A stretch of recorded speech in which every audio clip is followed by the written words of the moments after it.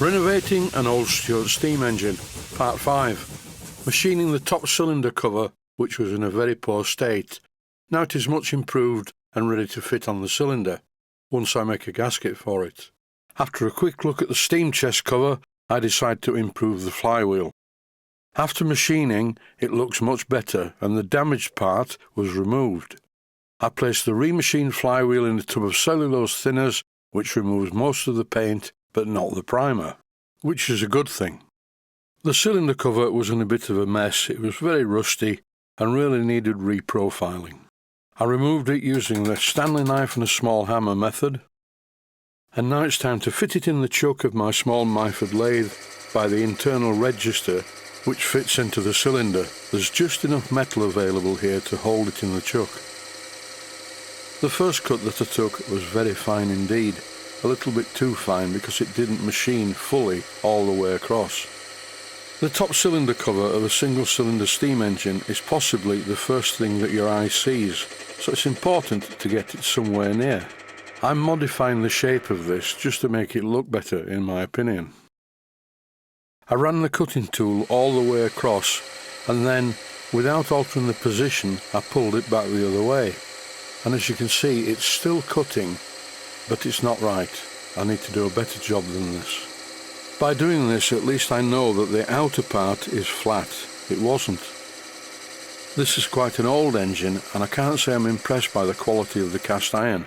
Modern cast iron seems to be a lot better. I finish off the job using some wet to dry sandpaper, once again, as usual, 400 grade. I find this to be a good compromise. Not too coarse and not too smooth, just right in fact. Health and safety warning, be very careful when working near a revolving chuck. I finished the top cylinder cover to what I would say is a fairly good standard. Not perfect, but many things in life seldom are. The next job is to remachine the flywheel, for a couple of reasons. The first being it's very rusty, and the second one being there's a big chunk out of the front of it. I'm holding the flywheel in the chuck by the boss, and then I fit a life centre at the other end, which presses the flywheel very solidly against the chuck. It's not going to move around. What I'm doing here is changing the speed, by the way. I'm going to show a do and a don't reference. The first cut is very fine, and it cuts perfectly. Quite a good finish, I'm pleased with this. When I got to the end though, I increased the cut depth and pulled the tool back the other way, and it started to chatter. This is not recommended. You can clearly hear the flywheel vibrating. This is very common and you have to avoid it, generally by running slowly and taking a finer cut. These marks on the flywheel are caused by vibration and are called chatter marks. To get rid of the chatter marks, run the lathe slowly and take a very fine cut. And in this case, it's a better idea to cut in a forward direction only. Don't pull the tool back across the work. This clip is running in real time, and the problem with this Myford that I have is it does not have a power crossfeed. I'm having to turn the handle, and if it's running too slow, I'm likely to turn the handle unevenly, which in turn doesn't give a good finish. Time now to reduce the outer diameter of the flywheel. The following video clips are running at double speed. It is important to machine cast iron slowly for best results in a small home workshop. With the machine running slowly in real time, I can take a deeper cut, and if you have a look at the flywheel, the finish is quite good. Now it's time to turn the flywheel around in the chuck and machine the other side. There are many different ways to machine flywheels. Some people use a faceplate and clamps. I don't do that. I do have a faceplate for the Myford, but it's not in good condition and I find it a pain just setting things up. I like to get on with the job. A few years ago, before I started making these videos, I was speaking with a friend of mine who at the time was a professional machinist, and when I told him how I machine flywheels, he positively cringed. The damage to the flywheel is now diminished somewhat, but it needs machining away altogether. In this clip I'm taking a very positive cut at this side of the flywheel. The centre boss is a bit more substantial that's in the chuck, and it's holding it a lot better. Now to finally get rid of the damage, I run a longitudinal cut which cleans it up altogether. This video clip is running at 4 times normal speed. Once again, it is important to machine cast iron slowly for best results in a small home workshop.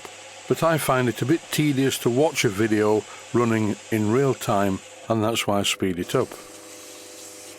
A 90-degree edge on a piece of turned metal is razor sharp, and this is not a good idea for a flywheel because you're going to put your hand on there.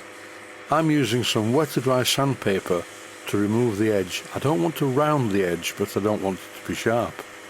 You will notice that I've folded over the wet to dry sandpaper several times to make a pad. Holding a single sheet of wet to dry sandpaper against the rotating work would be dangerous. Now it's time to clean up the centre bosses. No machining required. I just used a folded piece of wet to dry sandpaper to remove the rust. And now the centre boss at this side is looking a whole lot better. I turn it around in the chuck to do the other side. At this side I have to be careful. The boss isn't the same as the other side, and my fingers are quite close to the spokes.